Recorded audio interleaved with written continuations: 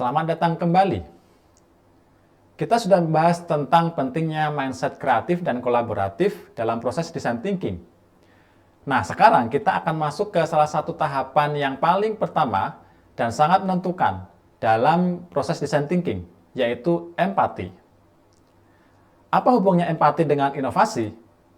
Tenang, kita akan bahas satu persatu. Banyak inovasi yang gagal bukan karena teknologinya jelek, tapi karena tidak menjawab kebutuhan nyata bagi penggunanya. Empati adalah kemampuan untuk menyelami kebutuhan orang lain dan merasakan apa yang mereka alami, pikirkan, maupun apa yang mereka butuhkan. Dengan empati, kita bisa memahami masalah dari perspektif pengguna, bukan dari asumsi pribadi kita. Inilah fondasi utama dalam menciptakan solusi yang benar-benar relevan dan sesuai dengan permasalahan. Lalu gimana sih caranya kita bisa menggali empati kita? Ada beberapa teknik yang bisa kita gunakan. Yang pertama, kita bisa menggunakan teknik 5 whys. Atau kita harus terbiasa dan selalu bertanya, kenapa? Sampai ketemu akar permasalahannya.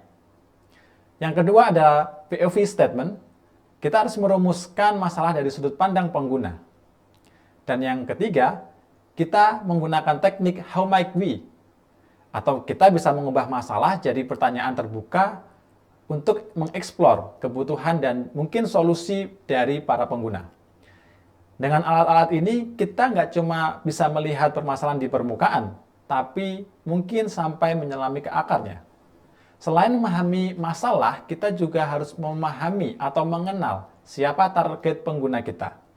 Bukan cuma soal usia, status, tapi juga gaya hidup, motivasi, ketakutan, atau mungkin harapan mereka. Misalnya, saat kita menyebut mahasiswa tingkat akhir, kita perlu tahu lebih dalam dari sekedar mereka ingin menyelesaikan skripsi. Bisa jadi mereka juga bekerja paruh waktu, stres mikirin hal-hal lain, atau mungkin masa depan, atau butuh dukungan emosional secara psikologis. Mereka mungkin juga bermasalah. Dengan pemahaman seperti ini, solusi yang kita tawarkan mungkin akan lebih tepat sasaran. Terakhir, empati bukan cuma soal rasa, tapi juga tentang bagaimana kita meriset, mensurvei, kemudian menemukan data dan proses. Jika kita ingin menciptakan solusi yang berdampak, kita harus mulai dari memahami manusia di balik masalahnya.